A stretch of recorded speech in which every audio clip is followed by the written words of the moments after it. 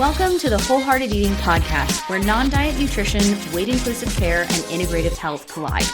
We're your hosts, Dana Montes and Christina Hoyt, licensed integrative clinical nutritionists and body image coaches. And we believe you deserve to have a joyful relationship with food in your body, even if you have a chronic health condition or symptoms that just won't quit. On this show, together and with our guests, we're bringing the real talk, no BS vibe with tangible tools to help you pursue health and wellness without obsession or restriction. Remember our disclaimer, this podcast is meant for general information purposes only and should not be taken as a substitute for medical advice, diagnosis, or treatment. On today's episode, Anita Dharwadkar joins us to talk about the freshman 15 to college crisis, unpacking eating disorders on college campuses. So whether you're in college right now, you're a parent listening to this episode, or someone who has personally struggled with this in college or at any point in your life, this episode is definitely for you. So we're going to be diving into how the college environment can either brew or instigate eating disorder or disordered eating behaviors, how just the concept of the freshman 15 can be so damaging, and how it itself can lead to eating disorder behaviors.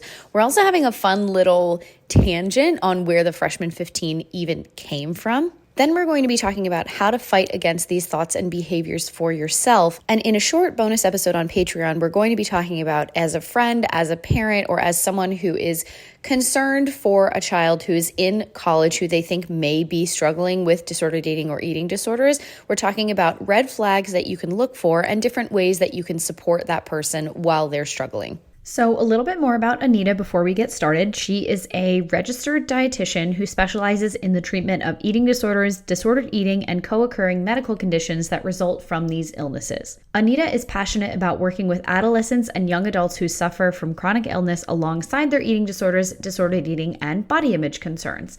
One last thing before we get started today. This is something that Christina and I are really excited to share with you. So on Thursday, September 28th at 12 p.m. Eastern, we're going to be hosting a wholehearted eating, non-diet meal planning power hour. So there will be a link with more information on this in the show notes, but basically we're inviting you to join us to learn how to meal plan in a non-diet, non-restrictive, but semi-structured way, how to make food more easily accessible and available to you without any food paralysis or decision fatigue. You're also going to get a wholehearted eating meal planning guide, which we will walk you through on the power hour so you have the tools to be successful on your own in the future. And by the way, if you're joining us for the live recording on the date that I mentioned, it's going to be completely free. So if you're interested, check it out at the link in the description, and let's get started with the episode.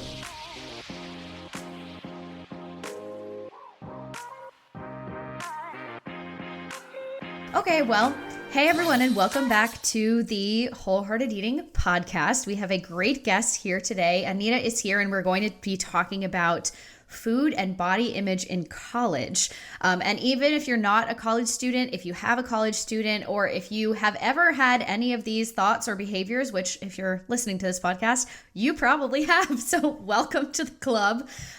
We wanted to start with a little bit of a set the scene, as you all know we like to do. And we wanted to talk about how the college environment, whether you're a freshman or like at any point in time, or honestly, even in grad school as well, how this can kind of brew and really instigate eating disorder and disordered eating behaviors. So we've talked about a lot on the podcast about how when you have this feeling of being out of control, whether it's because things are out of control in your life or it feels like things are out of control, then you can kind of grasp onto these different things like trying to manage your body weight or trying to control your food or instigate these kind of like very intense or restrictive behaviors, whether it's with exercise or other things, in order to try and bring some aspect of control into your life. And so you can imagine, or maybe you've been there like we all have. I don't want to speak for Anita, but I know Christina and I have been there. But when you go off to college, or even if you're moving somewhere else and you're on your own for the first time and you're trying to make new friends and you're like, I just want people to like me. I want to do well in my classes. I want to kind of figure out what is this new life for me. When all of those are kind of unknown variables and you have no control over them, one of the things that it can feel like you have is within your grasp is manipulating your food or manipulating your exercise in an attempt to try and manipulate your body size, because from what we've been told our whole lives growing up and what we kind of absorb as sponges is like, well, if I can fit myself into this very specific mold or as close to that as I can, people will like me better and I'll have an easier time in this situation, in this new job, in college, or something like that. So welcome to the show, Anita. Thank you guys. That was great. Anita, I'm curious, like, based off of what everything Dana just said, she kind of like outlined the episode in a lot of ways for like what we wanted to touch on.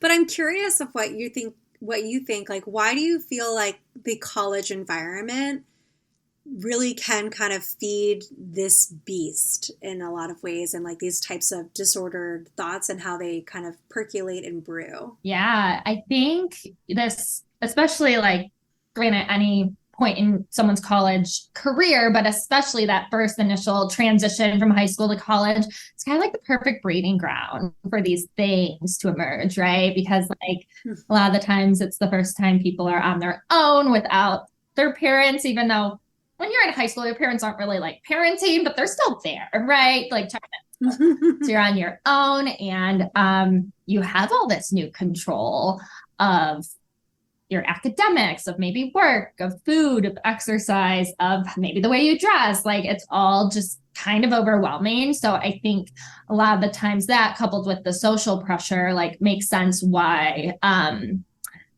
these thoughts and stuff and obsessions with food, body, exercise can kind of form.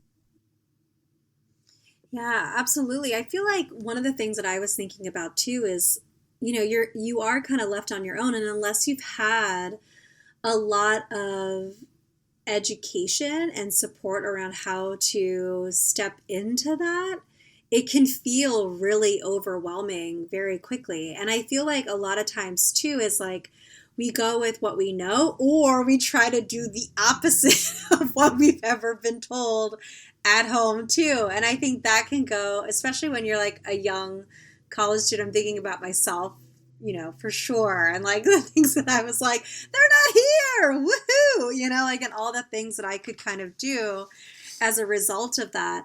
And also I think so much of it too, is like, I'm thinking about, you know, when you are trying to meet new people, fitting in, trying to find your footing a little bit, it's really easy to kind of go with what people are doing, or kind of pretty easily kind of self-isolate. And I think one of the things that I've been thinking about a lot is kind of like this like knowledge deficit when it comes to how to take care of yourself. A lot of times happens in college, where it's like all of a sudden your school workload is possibly a lot more than you had in college. The management of your time, the management of your food, whether or not you have a meal plan or not, or if you're going to the grocery store, or if you're cooking, if you've never cooked before, it would be really, really easy to go to Dr. TikTok and find guidance around this if you don't know how to do it, or if you don't want to ask your parents, or you feel like you don't like the way they did it anyways, or you're seeing what your friends are doing. And then we're all kind of like, it's like the blind leading the blind, and then going into TikTok. I would love to hear what you have to say about like how maybe how this knowledge deficit kind of comes in, and how TikTok is like the perfect place to like, you're going to go as a college student learning and trying to figure stuff out. And then you could find things that could really help you step into some very disordered eating behaviors and exercise behaviors. Yeah, no, for sure. I think you highlighted a lot of things, right? Like when someone, whether you're moving away or whether it's far or near, that transition where things are going to be different, your world's kind of flipped upside down. That is a lot of the times where we will see kids who maybe at home, their food was so tightly regulated, or maybe that was a quote, no junk food household, or there were certain food rules that were followed as a family, right? Oftentimes we'll see kids then go off to college, and that is where maybe we'll see some more binge-like tendencies, or tendencies to go for those foods they weren't openly allowed to, which also leads to a whole slew of other issues related to food and body, right? Or yeah, maybe it's the kid whose parents maybe did everything for them, right? And so it's like, how do I build a plate? Am I just gonna have pizza every day? Like, what do I do? Or a lot of my clients, I feel like, are the ones that are kind of predisposed. So maybe they're going into college with some body image concerns or some, self-esteem or self-confidence concerns, that it's kind of like, well, now I'm here and my parents aren't watching me, so I'm going to just like play around with quote unquote eating healthier, right? I think we've probably all heard that of that can also take a negative turn. So there's a lot of different, I guess, presentations in which this shows up. And I am thankful TikTok didn't exist when I was in college. Same. Thank God. Like, oh my gosh. Love my time on TikTok. Don't get me wrong. I like to fill my feed with dogs and other funny things. But I mean, it's so easy to go on and search whatever and then be absorbing and getting this information from, maybe they're other college kids, maybe they're people that are claiming to be professionals, but we all know maybe aren't, right? But to be like, oh, well, so is following this exact diet, so if I do that, I will look like them, even though we know everybody is different and we could all eat the same amount of food, exercise the same, we'd all look different, which I think that is where that knowledge gap is, right? I also wanted to just agree that I'm so glad that TikTok did not exist when I was in college, because I mean, it was a struggle enough as it was. And just, the stuff that I hear from clients, and then also, I coach swimming, and some of the stuff that I hear from kids who are coming home from college, I'm just like my heart breaks for some of these people. But, the reason we say like TikTok and not Instagram is because the unique way that the TikTok algorithm works is like, if you like something or if you start watching certain things, then you see more of that, where you could have had your feed that was full of like dogs and rainbows and butterflies and, whatever, just like very kind of mundane stuff. If someone, a friend of yours or someone who you're trying to make friends with sends you something that could be like what used to be known as like pro Anna content or like, anything like that, your feed is like, oh, you like watching this? And then it shows you more and more of that. And people, there was even a court case a couple of years ago that was showing how like people can get caught in these kind of like pro Anna TikTok holes. And because of the way that the algorithm works, you can never get out of it. So, when you go into college and maybe you have a knowledge deficit of just the basics of like, how do I feed myself? And like, how do I take care of myself? Versus a lot of these, dieting and restrictive behaviors start so young, and it did then, but I feel like it's even more now because it's more, you can see it more easily on social media, and kids have social media from the time they're like 10, or younger. So maybe they're going into college and they already have all of these different ideas of like, oh, well, I never would be able to get away with that, with my parents or my guardians at home. But now I'm like, oh, look at all this freedom. I can try these crazy shit I saw on TikTok, but they don't think it's crazy because it's from a quote health professional, or it's some, influencer or someone that they follow who has no credentials and no business to be giving out this advice or anything like that. Quite frankly, some of them are college students too. Like, exactly, you're following influencers who are college age students who are also students going through the same experience, who are look a certain way. And gosh, we haven't even talked about like the whole Bama TikTok. I know. The whole Bama TikTok. Yeah, I know. Mm-hmm. Even I was on, I posted this on my like nutrition Instagram because I was just like shocked, but I was literally looking up like vegetarian dinner ideas or whatever on Pinterest, so innocent, and it comes up as restrictive dinner ideas or restrictive aesthetic meals, and I'm like, what? I thought we were done with that on Pinterest, at least. Like, come on. You can even have the best intentions and it still like creeps up. So it still pops up. Yeah. And I think without having the knowledge of how, I think a lot of times what's difficult too is we don't know what's disordered because it's been so normalized.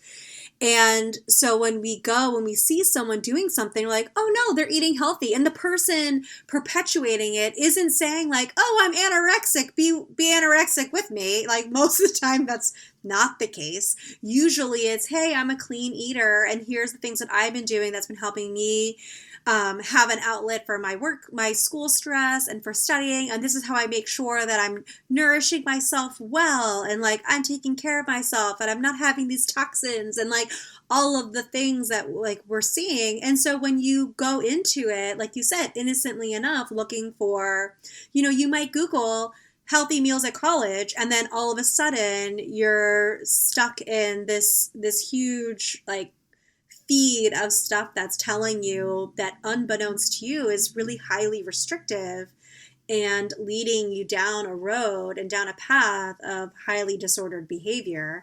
And you're looking at these people like, okay, and then you have the fear percolating underneath of what if I don't fit in? What if I don't look like everybody else?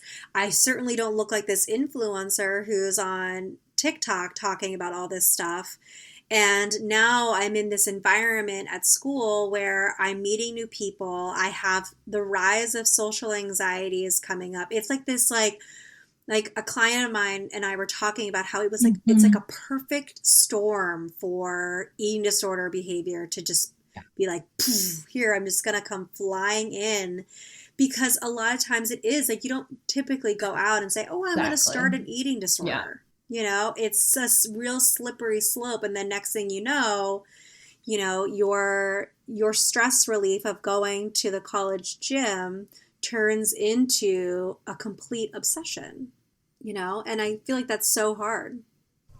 I think it's fair and helpful to also validate, like, we understand why so many people would fall into these patterns, right? It's very understandable. It's not like, oh, you're a bad person and I know neither of you were saying that, but I think it's just helpful to reiterate, right?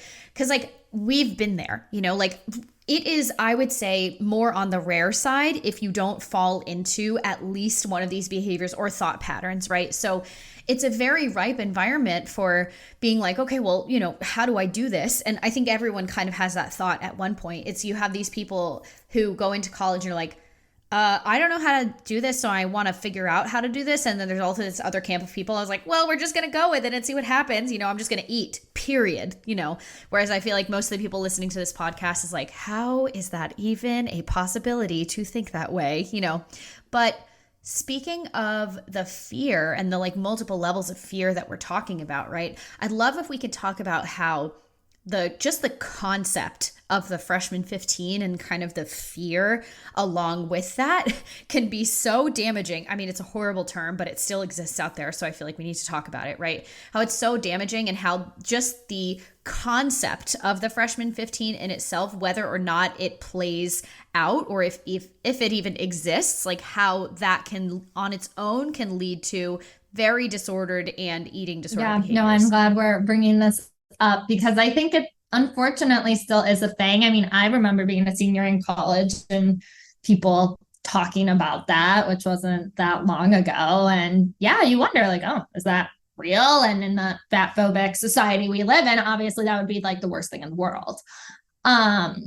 So when I was, thinking about this topic, I Googled it and I think I was just like the freshman 15 astonished, like all the things that pop up so quickly on how to avoid it and tips for freshmen in college to not gain the freshman 15, whatever. So definitely out there. And again, yeah, I want to reiterate that like, it's no one's fault. You're not a bad person. We're kind of set up to think that way, that it's almost like normal, right? Like if all your friends are talking about it, like it makes sense.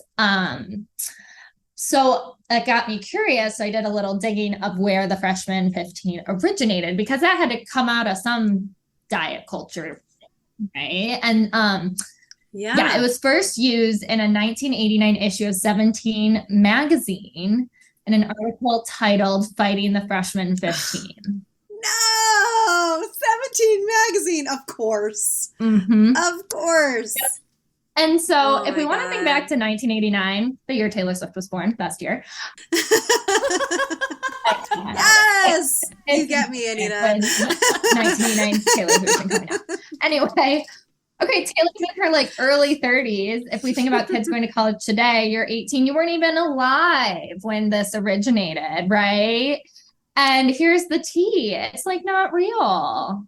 It's made up by a magazine to sell magazines to make you diet. Like that's literally what it is, which is, oh man, and it's so frustrating too. But you know, it really does annoy me because it's so deeply praised on such a vulnerable time in your life when you're going off on your own. You don't have oversight. You're kind of like, you know, and there's so much social pressure. And I feel like now, okay, 1989, you know, if you didn't read that that teen magazine at that time, you maybe never would have heard about it. Whereas like now with like how fast information is shared and gone through, it's like you don't really stand a chance from being able to avoid the language and being able to kind of like protect yourself from it, which makes it really hard, especially if you're someone who already has an eating disorder and is going into college, how much harder that is, because now not only are you bombarded with this type of language, but now we're isolated and we finally can do it without any kind of oversight, which is really dangerous and really scary. And so I'd love to hear like a little bit of your thoughts of like, so we know this all exists. We know that TikTok is like, you know, like throwing gasoline on a fire that's already there in a lot of ways, and that the social pressures, the cultural pressures, the, you know, Bama sorority TikTok kind of vibes, like there's a whole documentary about it, like all of the things. How do we, as a college student, fight against some of these thoughts and behaviors for yourself, and whether it shows up through food or if it shows up through exercise? How do you think about this, and what could they do to kind of fight against, you know, what could feel like a really like counterculture thing to do? So I'm actually going to back up a smidge because I think it'll be helpful to highlight this one piece of information and then go into that, if that's okay. I think it's important to acknowledge that it is normal for your body to change from high school into college. And I think society misses that, right? Like it is normal to change from your like child, adolescent body to a body of someone in your young 20s, right? And spoiler alert, it won't stop changing after that. Like I think so many times clients are like, I'm an adult, that won't change. I'm like, have you met your mid-20s or your early 30s or anyone who's maybe gotten pregnant? Late 30s, 2 babies later. Things are different, guys. And, you know, we know from science our brain embodies, especially your brain, I know, and your nervous system isn't fully formed until at least 25, maybe even later. And so while you're maybe not growing like height-wise anymore, things are still going on, right? So like weight gain or not, like that is so utterly normal, right? We know even from a growth chart perspective, it goes until 22, meaning that weight gain happens, it's expected. And so I think also holding that in mind, that it's kind of like a fact that you are going to gain weight most likely in some capacity, or your body's going to change from those ages in college. And I'm sure you guys, if you think back to when you were in college, maybe of how, 17 to 22 looks different, right? 100%. 100%. And I was a dancer. So it was very different. And then I stopped dancing. It was like a whole layer of things that it was like ripe with this kind of discomfort in my body too. And so I really love that you brought that up, because it is so true. You're still growing, you're still developing, your body is still changing. And so it is like kind of like this whole idea is built on a false premise. And then we're then expected to live up to something that we're really never were meant to live up to begin with. And that is so much pressure on us. And we already have so much pressure with school and social things and all of the stuff, and, you know, looking for internships and looking for jobs if you're graduating, and so many layers of pressure that's going on right now at that age specifically. And then to layer this on top of it is just, you know, quite frankly, just shitty. You know, it's just shitty to do. And yeah, I think I really love that you brought that up, because I think it is so important for people to know that your body is going to change. It's like the only constant. And yeah, and that's a hard pill to swallow for a lot of people. That's the really difficult part about it. Yeah. Well, especially adding another layer here, right, is like, as someone who was an athlete through college and then also coaches kids throughout their whole life, there's a whole another like group of people that has a whole extra layer of anxiety, because it's like, you know, let's say like Christina, you were a dancer through high school, or, you know, your activities were chock full, you were very active and everything in high school, but you don't necessarily have plans to continue with that in college.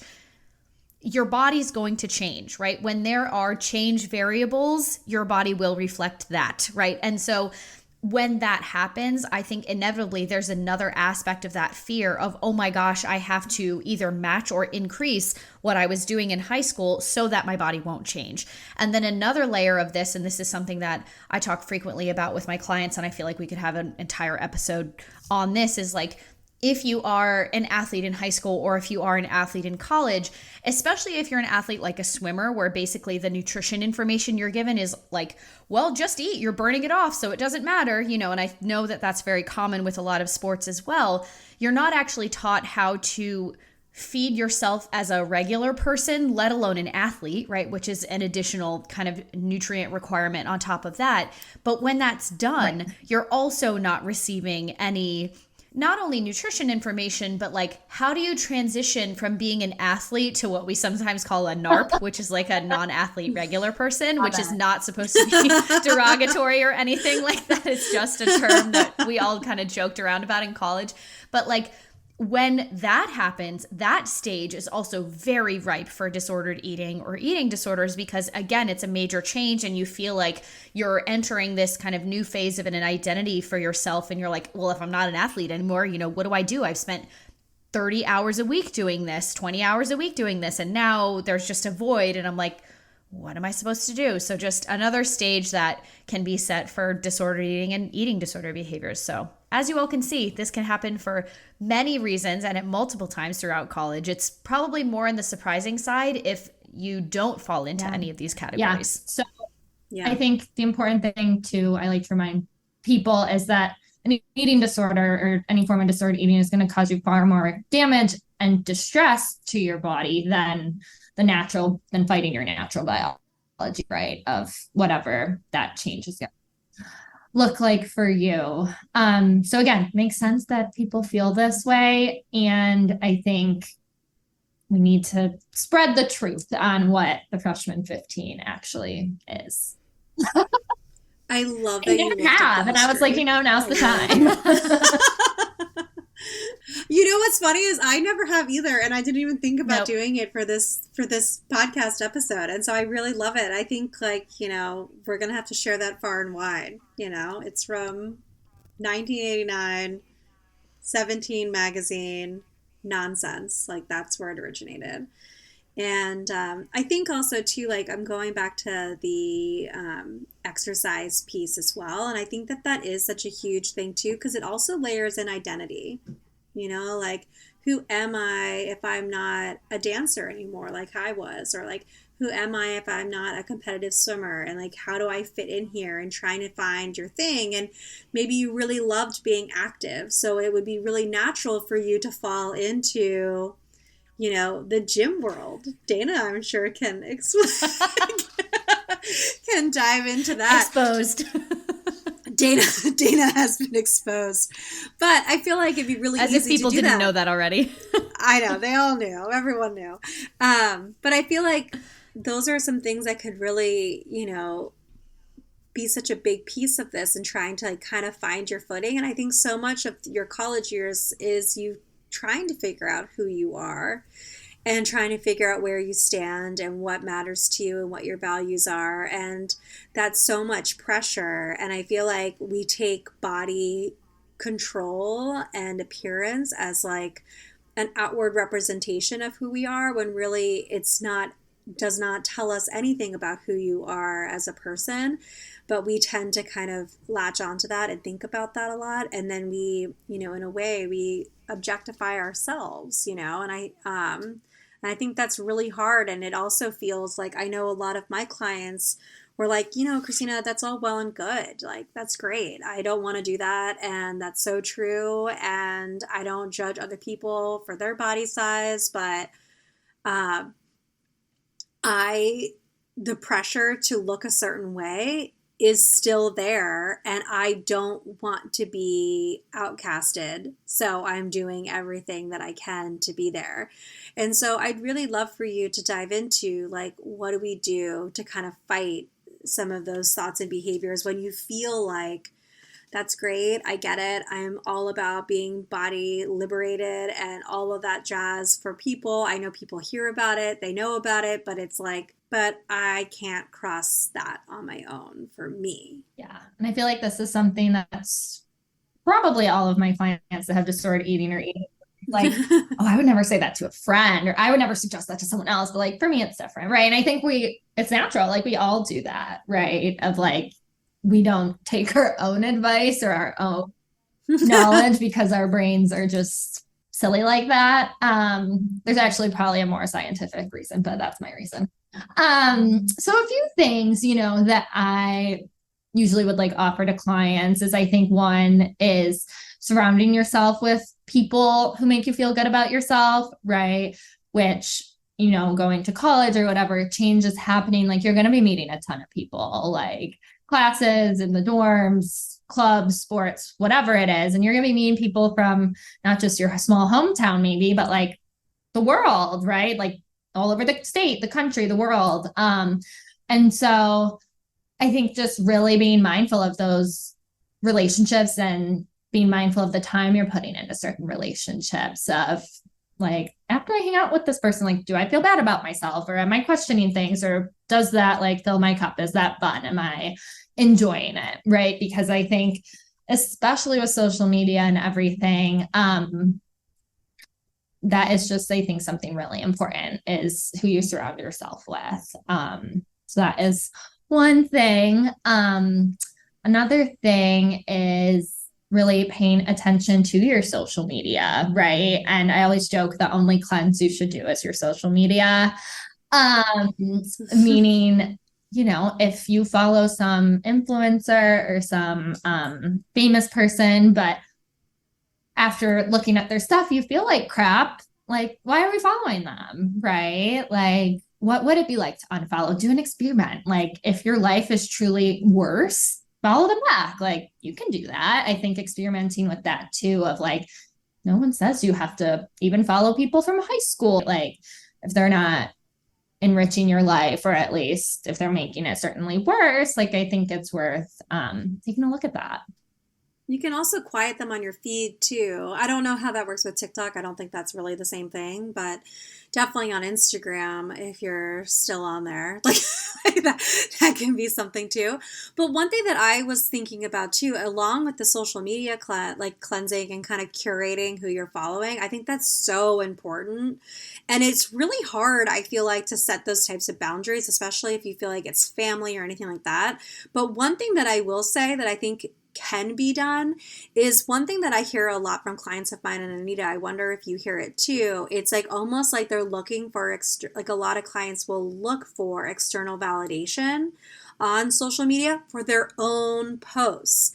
And so one thing that I will say to my clients is, well, maybe it's time for you to make your account private and not have it public, because then it's not a likes game.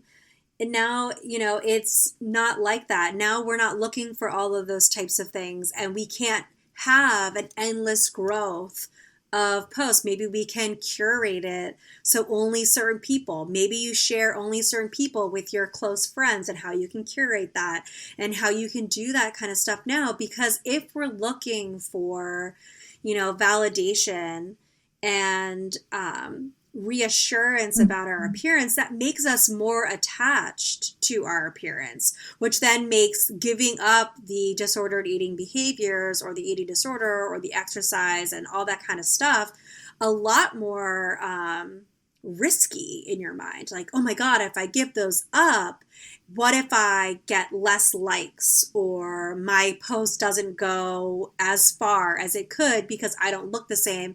And then you can then internalize that and be like, I don't look good anymore, and that's why people aren't doing this. I have to go back to those behaviors. And so I think not only is it social media from like a curating what I'm seeing and creating more diversity in like what you're seeing, because the college experience is incredibly diverse too, and kind of like opening your eyes and looking around and saying there's a lot of different people, types of people in just one classroom, in just one dorm, in just my floor, and probably even just in my dorm room, lots of different people who look all differently. And I think having that privacy and curating, how you're utilizing it for yourself and checking and doing that kind of self-check of like, am I looking at this? Can I turn comments off?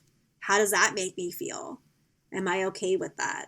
And kind of testing that boundary and seeing, because that might be part of what's feeding the behaviors and reinforcing them for you over and over again. So I'm glad you brought up that the social media Yeah, feed. no, that is a very good point, because of course it feels good to get comments like that and things, but I think you have to evaluate, like, that shouldn't be the only way that you are getting positive feedback, right? Or that shouldn't, your whole self-worth or value shouldn't be riding on that.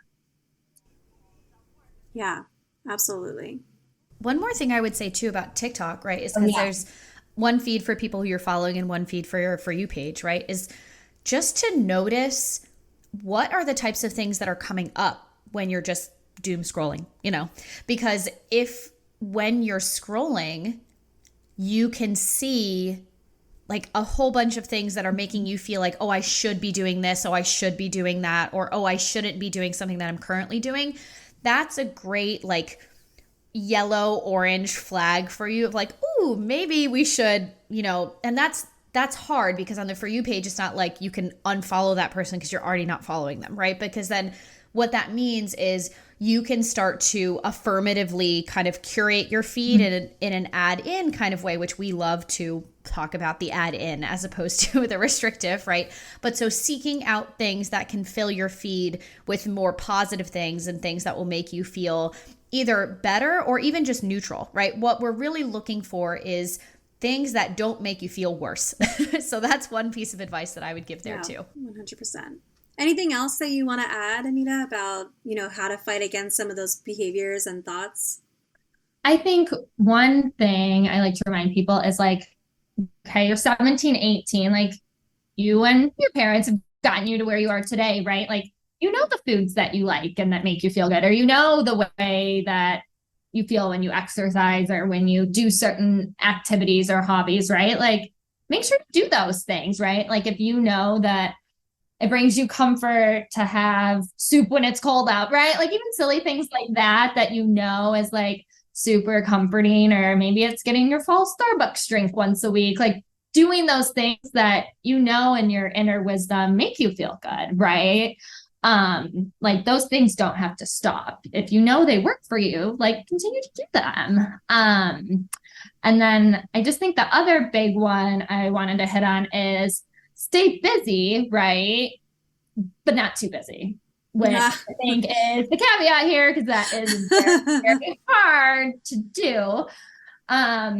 Where you want to be busy, you don't want to feel isolated and alone, but you also don't want to be so stressed and overwhelmed, but then you need something to control. So if anyone has that perfect balance figured out, let me know, because I certainly don't. But that's the thing. No, I think that's such a good one to kind of hit on, though, about being busy but not too busy, because I think part of it, too, is when you get too busy, it can almost lead to accidentally, like, not eating. And then you're like, oh, I'm not eating. And then all of a sudden you're like, oh, my body's changing a little bit. Ooh, cool. I'm going to like double down on that a little bit, or I'm not eating as frequently, or I'm not doing certain stuff, or I keep missing breakfast at the dining hall, and cool, now I'll just start skipping breakfast, whatever it is. And I think saying like about being busy but not too busy, like, yeah, you want to be doing stuff. You don't want to be isolated in your room by yourself all the time, but that's not an invitation to sign up for 10 different extracurricular things, do all these different stuff, get an internship, and completely burn yourself out and be busy, busy, busy, busy, busy, and have no time for. Yeah, you can just do that in your adult life. Yeah. No, I am not setting that precedent for these. I'm kidding. I know. Please don't do that at any point. Do not engage, guys. Don't listen. Just kidding. I know you're not. If you do, please read the book Burnout by Amelia and Emily Nagoski. Yeah, seriously.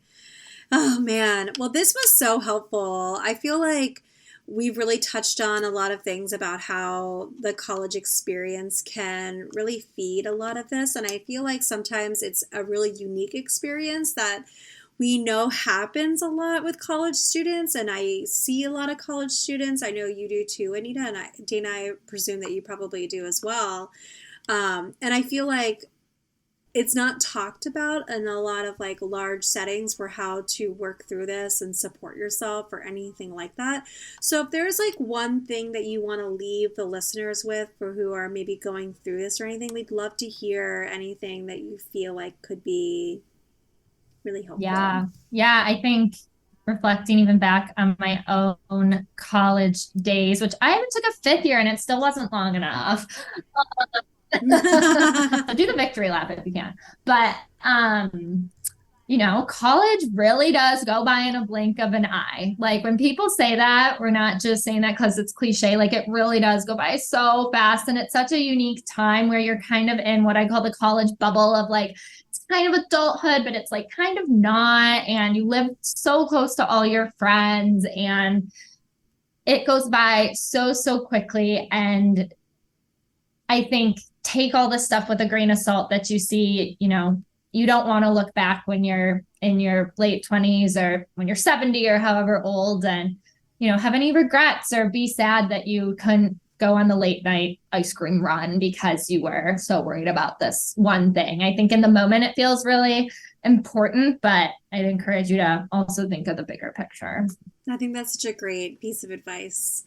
Because I think a lot of times we can get sucked into feeling like right now is the most important thing and kind of taking a step back and looking at it and saying, this is one night, one day, one blimp in my time. That's a really special and fun time that I can be having. And I don't want to spend it obsessing about my body and obsessing about exercise and feeling like I have to do all of the things. Yeah. Thank you so much. Yeah, thank you for coming on. We really appreciate it. Of course. I was happy to talk about some of these things and even, refresh my brain on some new things I can talk about with clients. So, hey friends, we're not done yet. If you are interested in learning more about this topic, we're actually continuing the conversation with Anita over on Patreon, where we're going to be talking about some advice for parents, friends, and family members on what you can do to support someone who has disordered eating or an eating disorder in college. And then also when they come home or when you see them, some red flags to look for in case they are struggling. So we'll see you over on patreon.com/wholeheartedeating.